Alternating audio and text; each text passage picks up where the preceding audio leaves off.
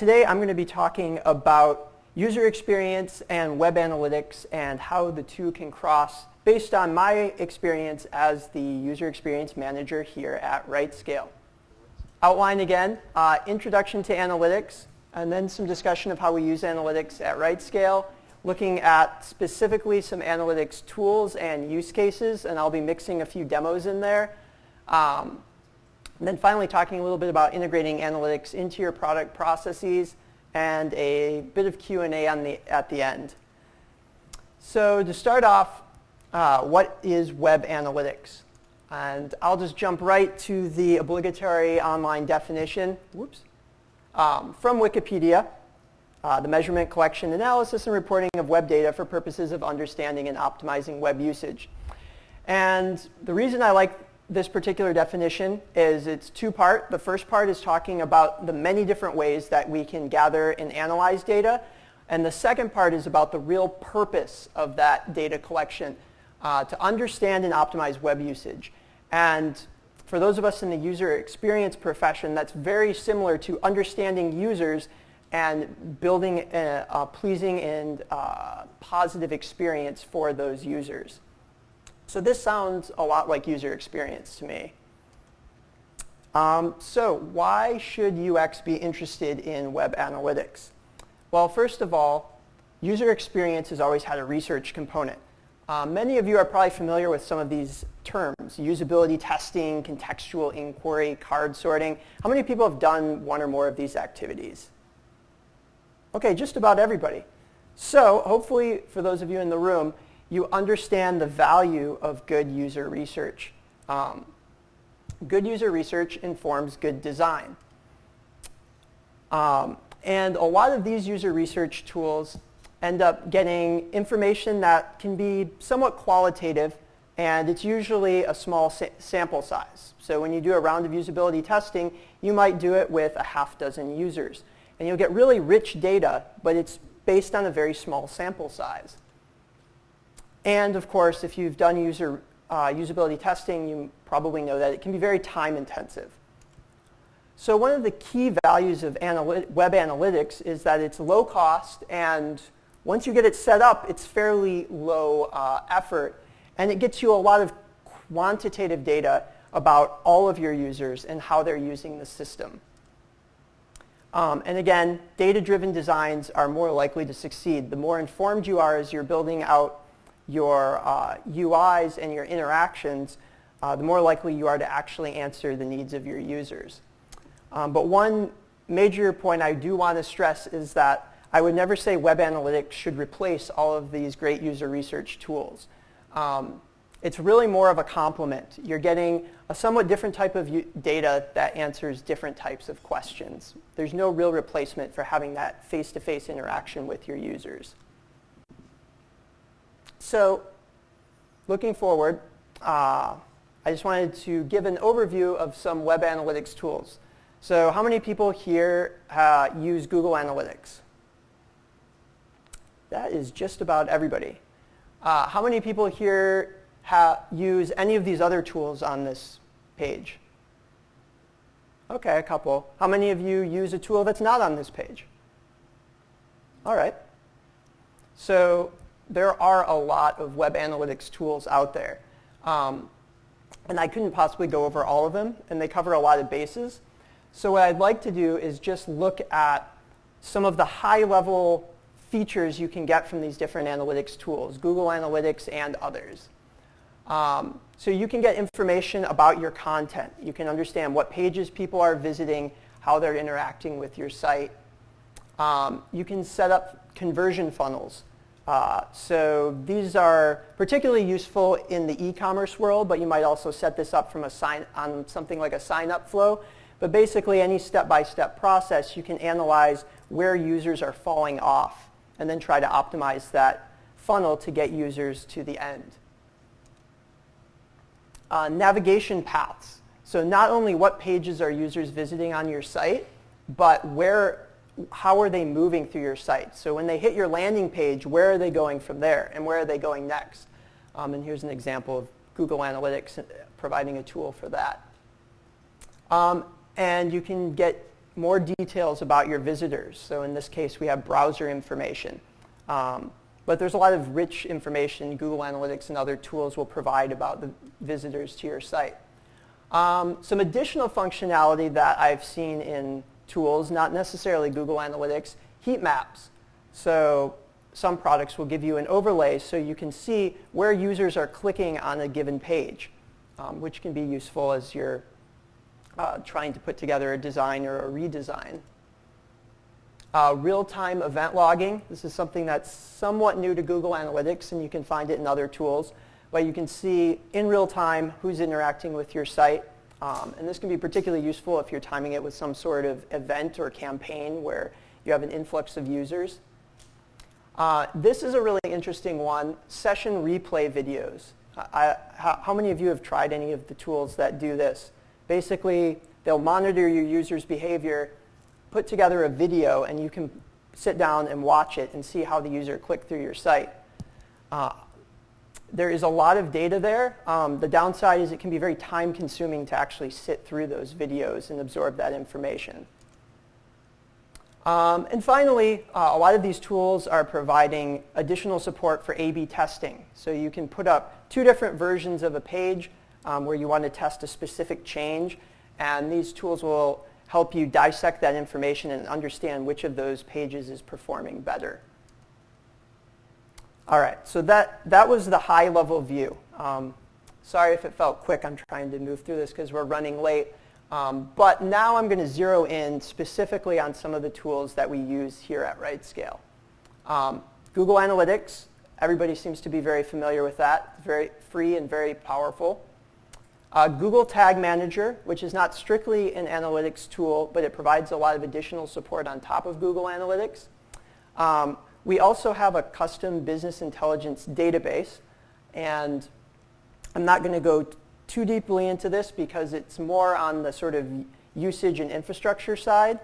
But if you have an IT team or a data analyst team that has access to information about your users, they can be an excellent resource, especially if you're looking for some broad statistics about how many users might be setting up certain infrastructure in your system. And Session Cam, so this is one of those session replay tools. I thought I would mention it. We're not using it currently, but we have used it in the past. There is a lot of rich data that can come from those tools, but it also can be very time-consuming to analyze. So I probably can go through this pretty quickly since almost everyone here seems to be familiar with Google Analytics. But just to hammer home why use Google Analytics, it is free unless you have something like 10 million page views per month, which probably isn't a huge problem for anyone here. It is easy to install. So for anyone who hasn't used it, you basically take a snippet of JavaScript code, put it on every page on your site, and you're off to the races. It's widely used. There are a ton of online resources and tutorials that can get you started with using Google Analytics. And even though it's free, it's incredibly powerful and flexible. You can tune it in a lot of ways to meet your needs. And I'm going to be spending a lot of time talking about how we use Google Analytics. One thing I will mention is I'm focused a bit more on the UX and the product process. There are a lot of additional features and functionality of Google Analytics around things like search engine optimization, marketing campaigns, and I'm really not the best person to give that talk. But if anyone in this room is a real SEO or marketing campaign expert, we'd love to hear from you.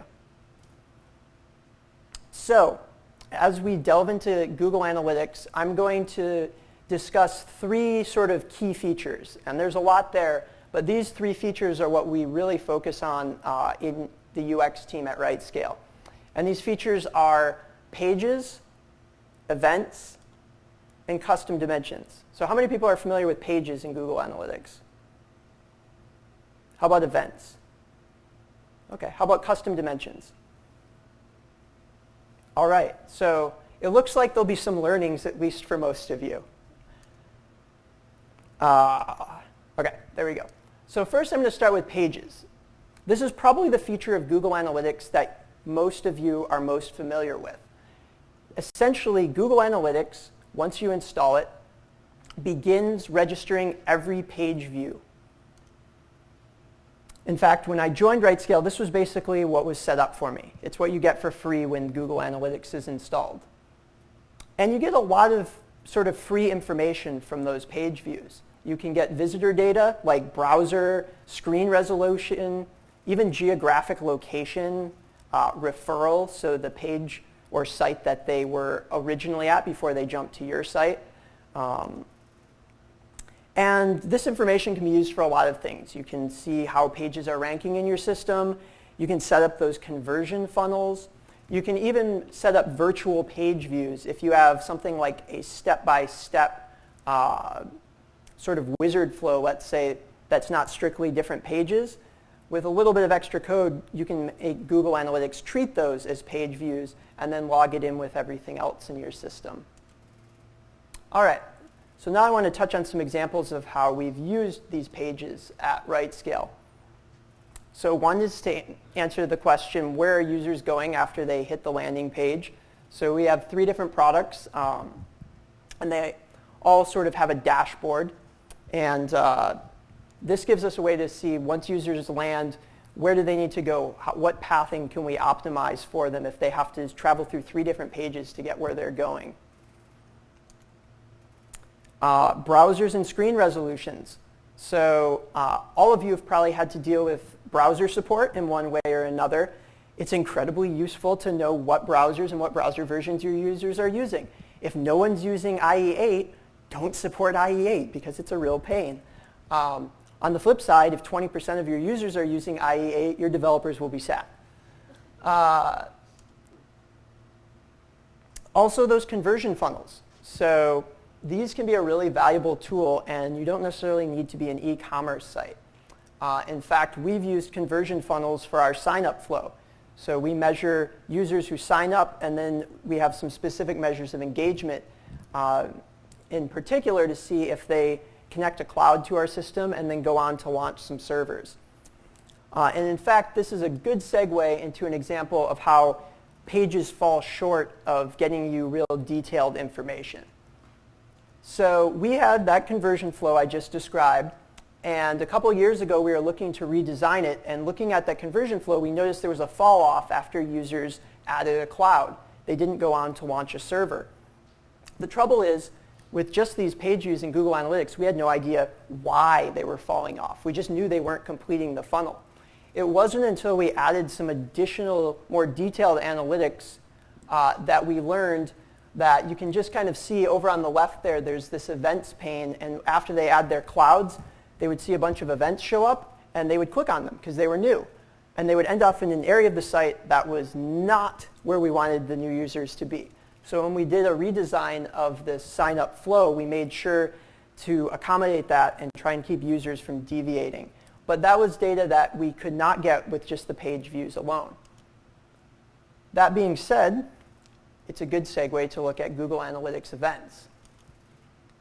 So events can be coded to be fired at any time, and you can include several different strings of information. They call it an event category, an event action, an event label.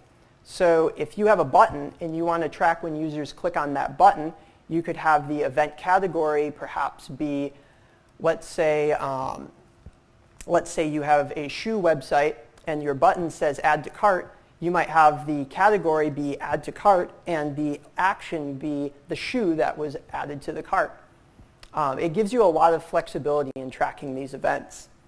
And you can learn, again, not just what pages people are seeing, but how they interact with those pages. And I know over my years in the web world, web applications have gotten richer and richer to the point where we have products that are essentially 4 pages. But the level of rich, deep interaction on those pages really gives them more functionality than websites with 100 pages had 10 years ago. So it's getting vitally important to be able to really dig in and understand how users are interacting with that page. One important note about events, it does take a little bit of custom coding. So you're not going to be able to just throw that Google Analytics snippet and start getting all of those events. Although I'll show you some possible shortcuts using Google Tag Manager.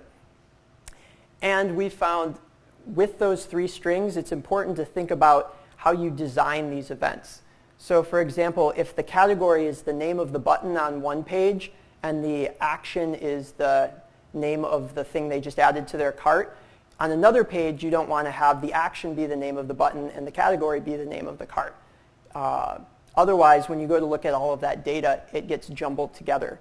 So it's really important as you're adding these events to think ahead of time what is the process you'll use to define those different strings. So some examples we've used events for at RightScale.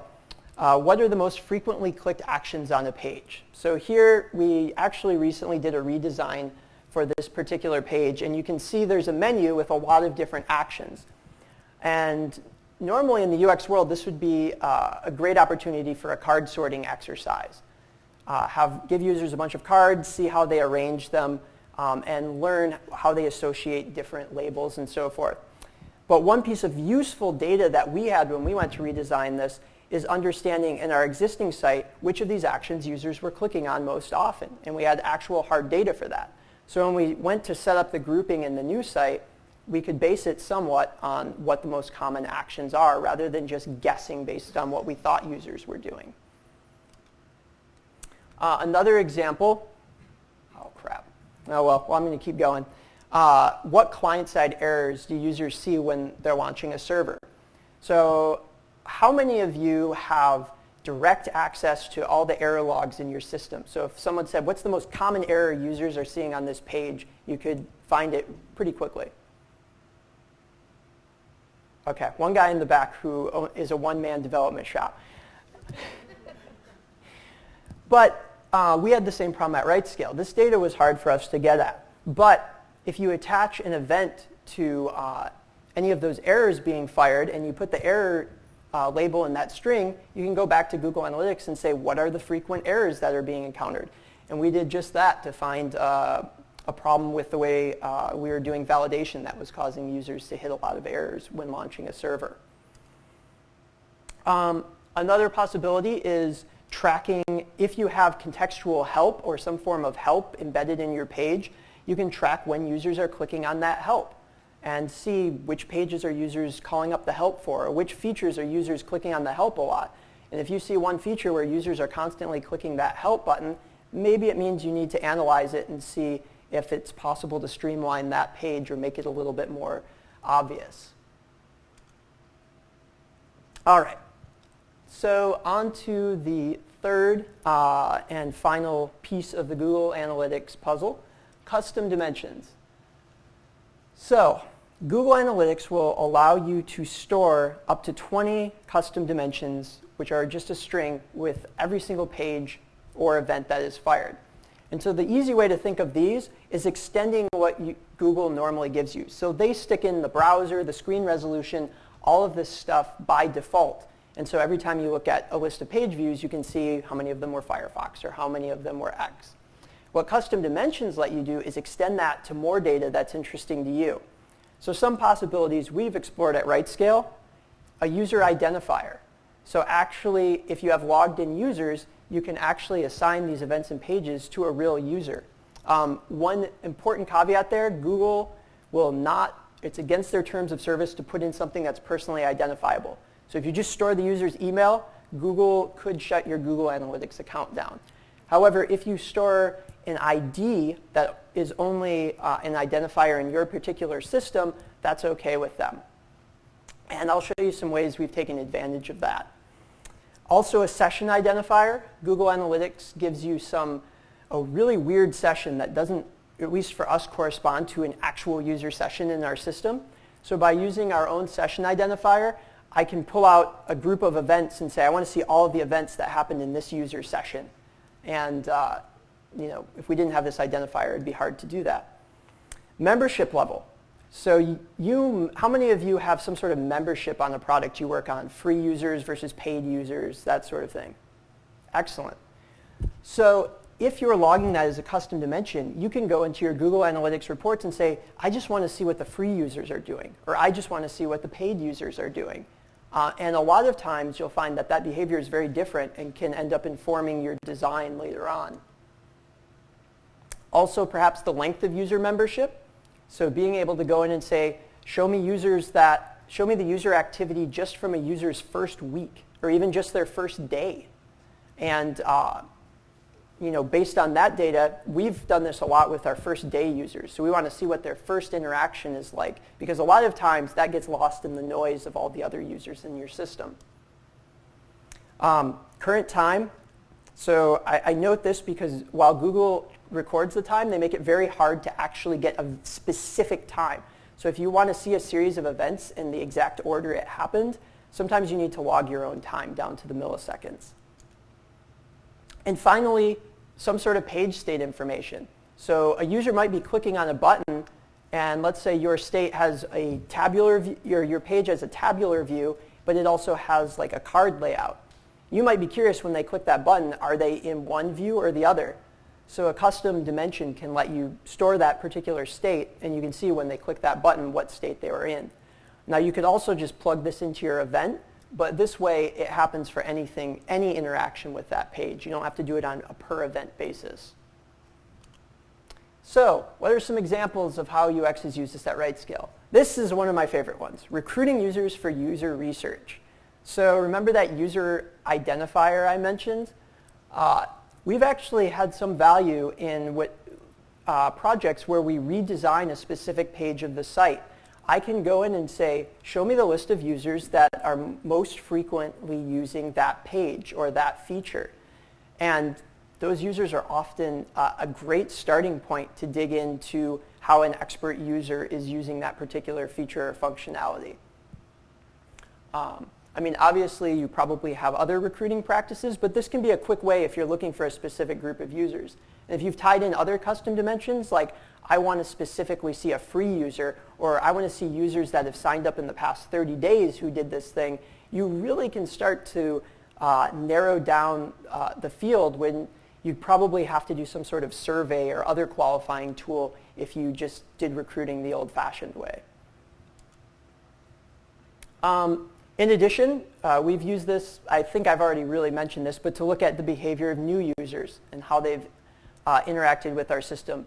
And this was particularly relevant when we did some projects to try to improve our messaging towards new users. It really helped to be able to understand how they're specifically moving through the system and how it may differ from what we want them to do.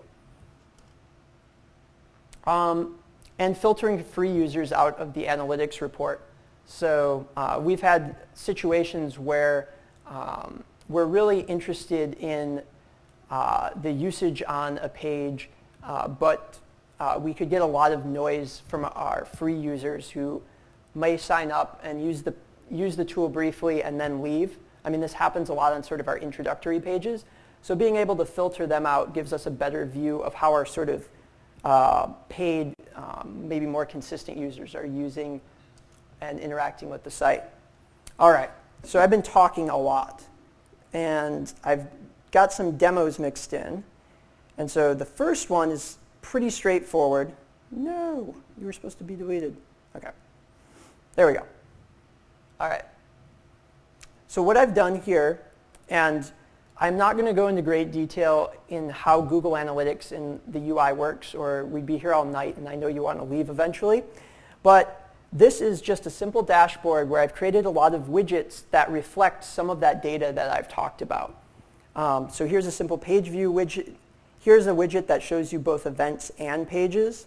Here's browsers. So those are probably pretty self-explanatory since it seems a lot of you have used Google Analytics. But here's something that may not be. So here we're looking at page views by user. So it's a very simple use case, but you can see here suddenly which users are actually viewing the most pages in your system. And just to let you know, this is our staging account.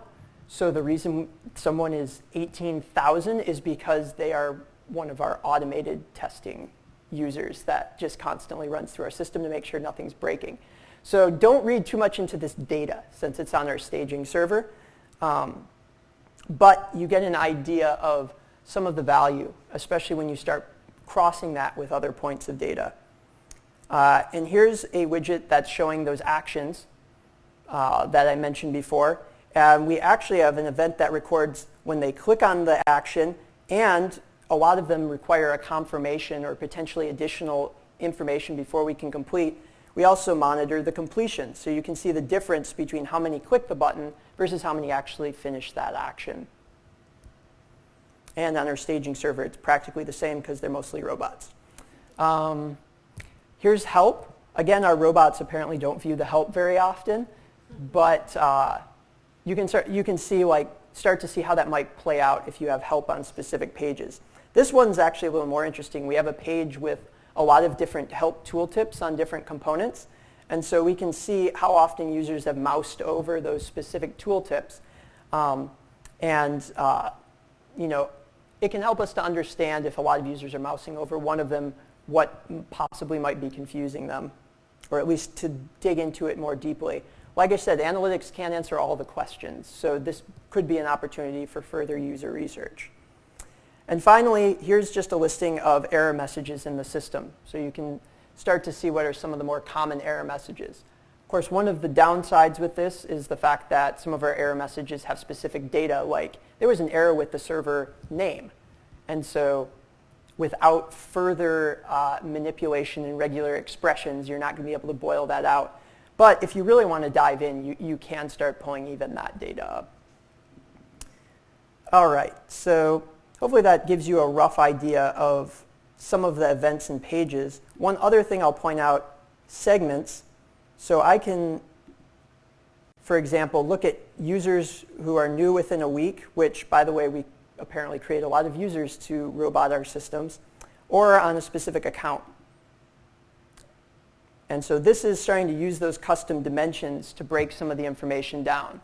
And again, probably not very exciting on our staging server, but if you want to see the page views between users that have signed up within the past week versus users that haven't, that's kind of interesting information. And Google does a reasonable job of sort of segregating based on those different segments. And these segments are simply checking those custom dimensions that we set up, that we talked about earlier.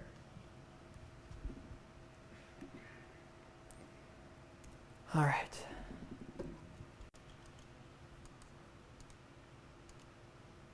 Is everybody okay? I feel like I'm talking a lot. Hopefully everyone keeping up? All right, excellent. So the next piece I want to talk about is Tag Manager. How many of you have used or are using Google Tag Manager? Okay, not a lot. Well, that's great because I feel like I'm educating people now. All right, so what is Google Tag Manager at a very, very high level? What I find easiest to describe Google Tag Manager is thinking of it as an extra layer between your pages and user interactions and Google Analytics. Sort of a tool that lets you massage what the user's doing and then send it off as pages and events to Google Analytics. And the way you do that is adding the Google Tag Manager script rather than the Google Analytics script. So you put the Tag Manager script, and then you use Tag Manager to handle shuffling all of the events and pages to your Google Analytics account. And it basically is an event response system. So you essentially define rules, and as those rules occur, so for example, a user visited a page, you can say file a page view over to Google Analytics. And that's a simple example that will probably make you wonder, well, why would I go to the bother? So let me go over some of the key values that Google Tag Manager has provided us. First of all, and perhaps most importantly, it empowers non-developers, giving them tools to manage analytics. So if you are a one-man shop, you may not get quite as much value out of this. But if you're a shop where making a small change to code can take several weeks or possibly even months, I hope not, but can take a long time to actually hit the code, and you're sitting here going, but I want that data now. I don't want that data in 3 weeks. This is a tool that you may find valuable. It lets you set up basic events, page views, and custom dimensions within Tag Manager that will go live and influence Google Analytics. One other benefit to this is you can use it to manage your third-party JavaScript plugins. So if you've got Marketo or some social networking plugins, you might find that you have a ton of different JavaScript snippets on each page. With Google Tag Manager, you can put the Google Tag Manager code and go into Google Tag Manager, and they even have some pre-built tags to say, oh yeah, add the Marketo one for this account, or add Facebook for this account, or whatever widgets you happen to be using. And then say they do an update, and you're like, crap, I need to update the snippet. Rather than going to your developer, you can just go in Tag Manager and make the update yourself. It also has a very nice debug mode, so you can do some testing of your analytics before pushing it live. And it gives you versioning, so if you happen to break something, you can very easily roll back your changes. Which brings me to an important caution. So Google Tag Manager, it lives in the client layer, and it can run any JavaScript code. So you could theoretically write a tag that would say remove the HTML DOM node after the page loads, and that would be very bad. You can limit this by using a lot of the pre-built tags. So there are custom HTML and custom JavaScript options in there. If you avoid those, you're very unlikely to break anything like that. Here at RightScale, we actually heavily limit who has access to this. There's only a few of us that have the administrative access to make those changes. And we also have a process we've set up with our QA team where we roll any of these changes first out to our staging servers, and then after nothing breaks for a couple days in the automated testing, we can push them out to production. And we also let our QAs know we're doing that just in case they see any weird errors. So far, we really haven't had any problems, but it's better safe than sorry, because you really don't want someone from engineering coming and yelling at you because you broke the JavaScript code from your production system. All right, so with this tool, I think it's going to be a little easier maybe to just show rather than try and keep telling about it. This is also the demo that has the greatest likelihood of failing spectacularly. So any prayers to the demo gods would be appreciated. So what I've done is dig up a very old site that was running on an old web server of mine because I just wanted something very simple where I could do this particular demonstration. And what I'm going to show you is the Google Tag. So Google Tag Manager, the snippet, is embedded on this page, which, by the way, I don't think this business is even really doing much right now. But there is a Google Tag Manager snippet. And if I go over to look at the corresponding Google Analytics for this page, and I look at real time, and I refresh, maybe. Come on, demo gods. This was working. I'm really here.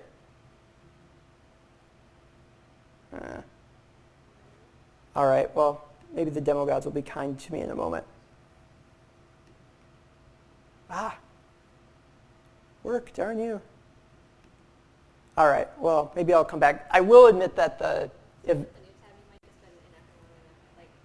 yeah, it could be. And sometimes I will admit the real-time events in Google are really cool for demos like this, but they're a little bit unreliable. So yeah, so it may show up in a minute. So I'm going to hop over to Google Tag Manager. The reason I wanted to refresh that is just to show that I have set up a tag. I've set up a page view tag. Basically, I'm going to dissect this tag now to show you how fairly simple it is to use Tag Manager to push stuff into Google Analytics. So here's that rule I talked about. I have a rule called all pages. It fires whenever anyone visits any page. And if you want to see the technical definition of it, it's not even here. OK. I have to go to another page for that. Sorry. But it basically loads on any page. And then I select Google Analytics.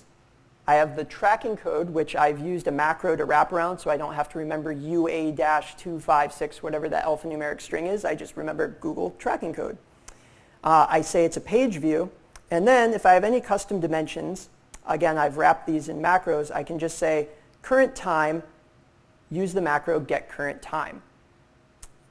And looking at that macro, you can see this is one of those very dangerous bits of JavaScript I mentioned. So this is where you have to be a little bit careful. And please don't critique my JavaScript code too much. I'm not a developer by day. But it basically gets the current time. Mm-hmm. Sorry, do you mind if I ask a question? Go for it. So you're talking about, I'm not sure everybody here knows what like macros are, and I only create. So I was just going to say, that means that this didn't pre-exist. You created this thing called get current time, and you wrote this JavaScript. It wasn't that the concept of get current time wasn't built in. Exactly. So I wanted to be able to get the current time, and because this runs JavaScript code, I wrote a simple method that gets the current time. And now, whenever the page view is loaded, it runs that, pulls the current time, and shoves it into Google Analytics as a custom dimension. All right, so this is the part where it gets dangerous. Now what I want to do is add a new event to this page without touching any of the code. And this doesn't always work for all events, but for simple events, it can work really well. So what I'm going to do is create a new tag. And tags are basically if you haven't guessed yet, this is the main way of communicating between Google Analytics and Google Tag Manager. I'm going to call this one Click Listener. So Google Tag Manager comes with 6 different listeners. And what these basically do is listen for a user to do something. And when the user does it, it shoots off an event that you can catch in Tag Manager. So in this case, I'm going to go with the Click Listener. And I always have to add a rule. I'm just going to put that listener on all pages. So a user comes to any page, there's now a listener that checks for every point when they click. All right. Now, here's the fun part. I'm going to define a tag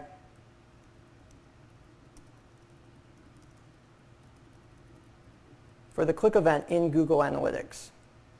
So this is a Google Analytics, and basically everyone's using Universal Analytics at this point. If you haven't upgraded, do it, because there's no reason to stay on Classic. I don't know if they even let you anymore. So this is going to be push something to Google Analytics. And in this case, I need to define a new rule. And this is the part that referencing the Google Tag Manager documentation is going to be important for. I happen to know that there is an event called GTM click that gets fired from that listener. Whoops. And that is the event I'm looking for. So when the user clicks, because of that listener, it shoots off this GTM.click. So when that event is fired, we are now going to push it into Google Analytics. So I put in my Google tracking code. It's now an event. I'm going to make the category click. And for the action, there are some predefined macros. You'll see here some of these macros are based around the thing that fired the event. And so in this case, I'm going to take the element that fired that click event and the element text that fired that click event. And don't be scared if you're not quite getting all of this. My main goal is to show you what you can do in the span of a short demonstration for a UX meetup. And then I can go down and just add that custom dimension, which the index is that current time, the macro is that current time, and I'm going to save it. And now I'm going to show you that debugging tool. So I've entered debug mode for Google Tag Manager. When I go back here and refresh, it's going to know that I'm in debug mode, bring up this nifty little debugger, and say, hey, when you loaded, we loaded the page view into Analytics, and we added this click listener. And now that I'm clicking, oh, look. Whoa, I went to a picture. Look, it's firing off click events. And now if I go over here, demo gods, why do you hate me? This was supposed to be the really cool part, because it was supposed to show up in here. Darn it, it worked this morning. All right. Well, the demo gods may not be with me. Oh wait, whoa. Oh shoot, I was filtered. Sorry. That was the problem. I had a filter on. I should have caught that. So there it is, all of those click events.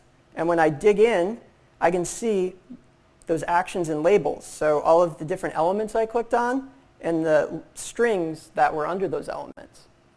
So these are all being stored in Google Analytics. And it's all from that tag I just wrote in 5 minutes. If I wanted to, I could take more time to write a rule that says, if it happens to be a button, store an event like this. So it gives you a lot of capabilities for setting up some analytics stuff without having to go into the code. That being said, when things start getting really complicated, it ends up being way easier to go to your developers and say, hey guys, can you rig up an event that fires into Google Tag Manager, and then I'll just catch it and shove it in.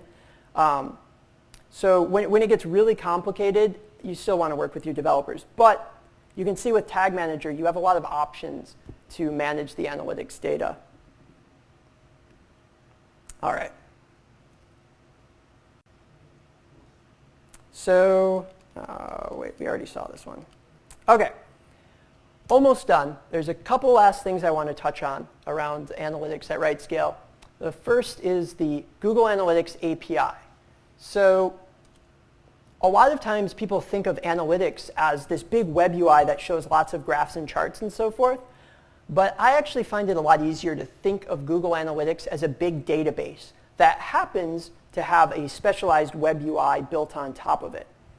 But you can get at all that data without necessarily using their web UI. And why might you want to do that? Well, one key reason, you may have noticed in Google Analytics, I had all those little components.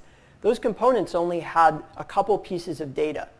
The Google Analytics UI really only allows you to look at 2 or 3 pieces of data together. So I could look at people the page that they're looking at and the browser, but not the page, the browser, the operating system, whether they're a new user, and so forth. The UI doesn't let you do that. The API, however, will let you tap into up to 7 different dimensions at one time. So you can get a lot richer data. You're storing all this data. Now you can pull it out. So for a lot of people, and this is how I got started, you can find third-party tools that will use the API to get this rich data.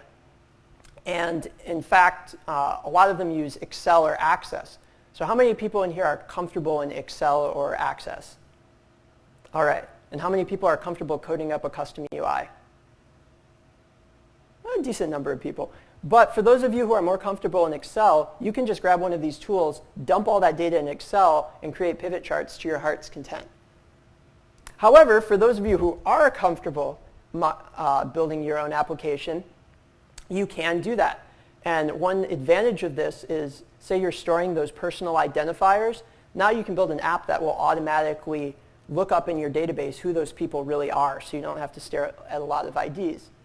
And we actually created one of these tools. So at RightScale, we occasionally do these all-day hackathons where you get a team together and build something cool, whatever you want that to be. And so I managed to persuade a couple developers to work with me and build a tool for harvesting this analytics data. And I am going to refresh because it probably has logged me out of Google. There it goes. OK, that little brief pop-up was it logging me into Google Analytics. So this is a custom, I guess I can close this. This is a custom app that we built in a little bit over a day, which really this was just a chance to play around. But we tapped into that repository of analytics data and a UI that's a little more specific to what we use at RightScale. So for example, I have limited it down to just our staging servers for purposes of this demonstration. But I could look at the staging activity, say, for the month of November so far for me. Why not? Boom. Fingers crossed. Yay. All right. And then I can sort. So now if I'm interested in what I've been doing over the past few weeks, I can now scroll through and see all of the page views and events, all in one table. See the account I was on. I can see, a flash message, what it said, where I was, JavaScript errors I was apparently firing, that sort of thing. And in this custom UI enabled by the API. And so one other potential use case I'll demonstrate quickly you can see we have filters on the page and the events. So I might be interested in users who press the launch button in one of our apps. And so I can run this and see, okay, here's all of the people who've pressed that launch button. And in fact, we use the label to describe the cloud application that they just launched. So again, this is kind of a fun tool to use for recruiting users for user testing. It's also a tool that we can use to see how people are pathing through our site. So by putting that time down to the milliseconds, we can sort on time and see, okay, what did this user actually do as they walk through our system? So this is very much still under development. Like I said, this was a hackathon project, and we didn't have exactly a clear goal, but it gave us a lot better knowledge in the type of things we can do.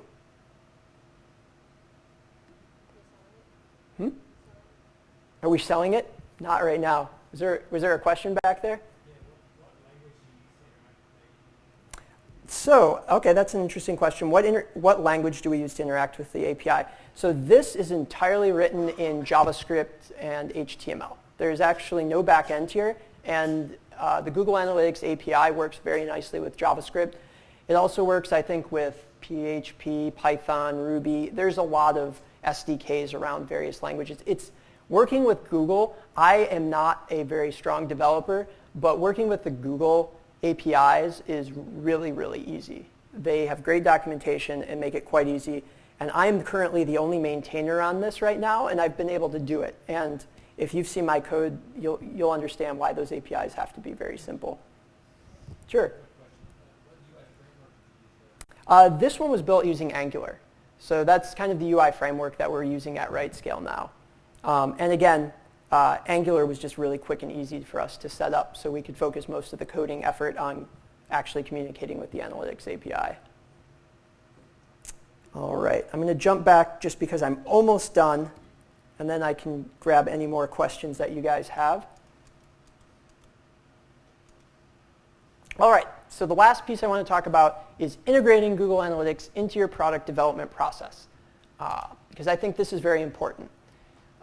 So here at RightScale, we are an agile software development company. So most of our stories come in, product and UX, work on requirements, work on designs, work with the engineering team. It enters development. There's some iteration. It enters QA, and then it goes live to production. It's a pretty common flow. And I'm leaving out some of the intricacies, but hopefully that matches what a lot of people are used to.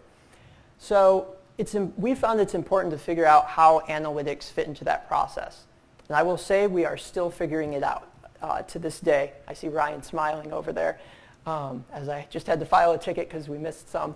But the way we've seen to integrate this into the process is to start at the earliest point when the story comes in. During the design process, analytics becomes another requirement. So how are users going to accomplish a particular task? How is XYZ going to happen? Another question is, how are we going to monitor how users are using this feature? And even what do we consider to be some measurements of success for this feature that show that users are using it and taking advantage of it? So by thinking of those things up front, between UX and product management, we can really define how a product's going to be measured. And in our case, what we've started doing is just creating an extra little wiki page. We usually have a wiki page for each of our projects that outline the requirements for the big stories. Just add a little extra one that defines, all right, these are some of the metrics we want to gather. And to be honest, we've got a better system in place with development now, to the point where sometimes it ends up being a comment on the original requirements page, because that's all the space we need to describe what we need from the developers. And normally this is built around events. We've gotten to the point now where our custom dimensions are pretty well in place, so it's usually defining the particular events that we want to capture. There we go. And then on the engineering side, this is at least what we're trying, is putting these sort of custom events that are coded up as sort of subtasks under the story that's being done. And then this is a piece that we're still working on, but making sure that analytics are validated as part of the QA process. So something that as it goes through QA before it gets launched, you check, okay, is this actually registering the event in our system? But I think the real important thing is to find a process that works for whatever product flow you have and be consistent. And this is key because it is much, much harder to collect data later. So if you're building out a new feature, you may not even be quite sure what questions you're going to answer without that analytics data. But if you put those events in place and a week later you're like, oh my gosh, we've had some support requests. I really wish we knew how many users are clicking this or where users are coming from when they get into this particular state. If you've added those analytics metrics when you built out the system, you can easily answer that question. But if you haven't, then you have to say, oh crap, we need to add some more events. And then it goes into development. And then it gets released. And then you sit there for a week or two waiting for users to start building up the data in your system. So it's a really long lead out. So if you can build a consistent process into your development flow where every new feature or piece of functionality has a little bit of design around the events and those get added through the development process, you're going to have those events in place when you want to go back and start answering questions that rise. And like I said, we're still working on it. We've had a lot of hiccups along the way, but we're trying to move toward a process where as the epics and stories pass through, there's a design and product check to say, all right guys, how are we measuring this? And then the development happens, and then we check to make sure that we're actually recording what we wanted to record. So in summary, I would say analytics tools should be thought of as a complement to traditional UX research. There are a lot of analytics tools available. Google Analytics is free and powerful, which is one reason we use it. There's three really key components we use in Google Analytics at RightScale: the pages, the events, and the custom dimensions. We use Google Tag Manager to help streamline the process and sort of empower our non-developers. We also have just started tapping the API for advanced data analytics. And very, very important, analytics should become a regular part of your product and development process. All right, so we ran a little bit late. Some of that was technical difficulties, but I'm happy to answer any questions that you guys may have.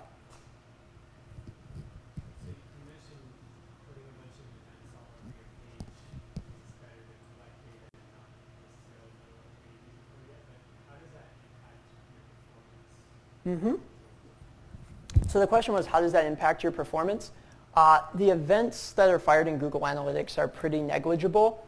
I mean, it's kind of one of those big O things. If you are firing an event inside some sort of loop when, thousands of things are happening, that is going to affect your performance. But if you're tying an event to specific user interactions on a page, it's going to be very negligible.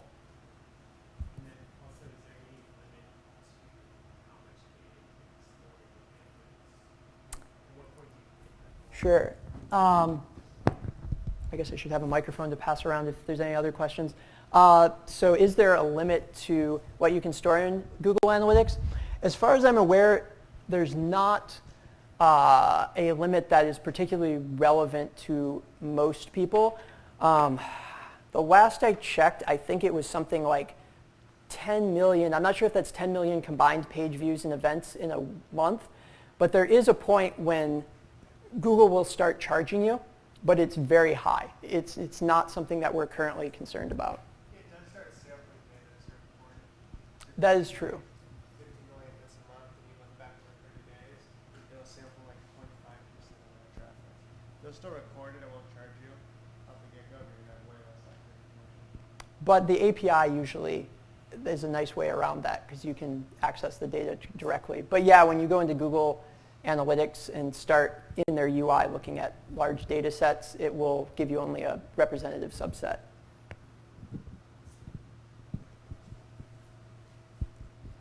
So how do you communicate the lessons you learn from the different things that you're, like, you figured out something from these analytics? How does that get brought all the way back to the design level? Or let's say, for example, a designer's trying to make a decision about how to do something. Mm-hmm. Do they ask on a case-by-case basis of, is this better than this, or how do you keep track of that? Sure. So in theory, and again, this is something we try to be better about, we're always kind of iteratively improving on our processes. So when we release an initial version, we've got an eye on potentially going back and making improvements if the usage and the user feedback shows that there are issues. So some of that can come through customer communication, some of that comes from usability studies, and some of that can come from data analytics. So a lot of times, these are the kind of metrics we can use when we're looking to revise an existing page. So analytics don't necessarily provide as much value if you want to build a completely new feature. I mean, you may be able to base certain things on behavior within your product, but it's most valuable as you're going to iteratively and continuously try to improve upon what the users have. And again, that's why having this data in place can be really valuable, because you don't always know when you're going to have time or a space on your roadmap to go back and revisit something.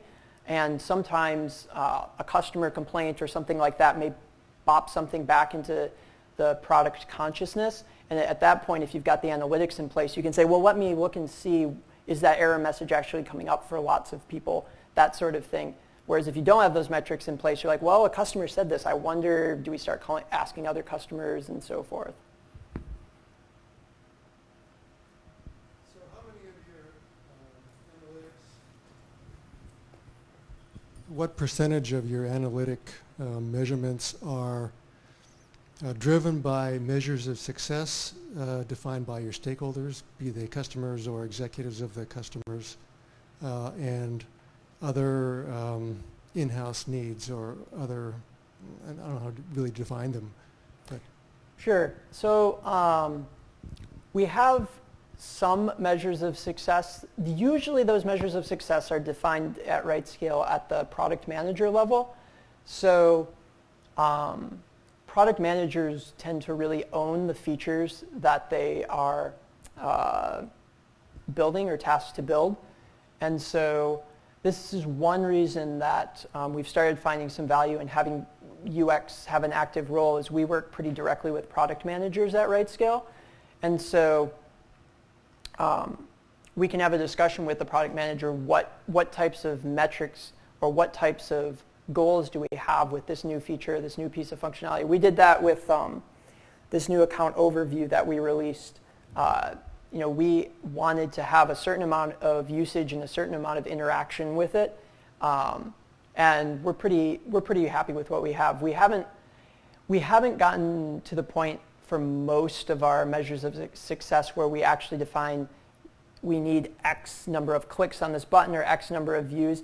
It's generally we want to see that this feature is a healthy usage. There's a healthy amount of interaction based on what's happening on this page. So some of that can get a little more qualitative. But again, a lot of this stuff has only been built out in the past 8 months or so at RightScale. So we're still experimenting a little with exactly what we can do and how it fits fully into our product process. Have you guys started using goals within Google Analytics? And what has been your success with it? So we haven't really been using goals on the product side. It gets used a little more on the marketing side, and that's one reason I threw that caveat in, that there's some things that our marketing team does with Google Analytics that I'm not as involved with. I think goals are great. We just haven't really used them on the product side very much yet. Okay.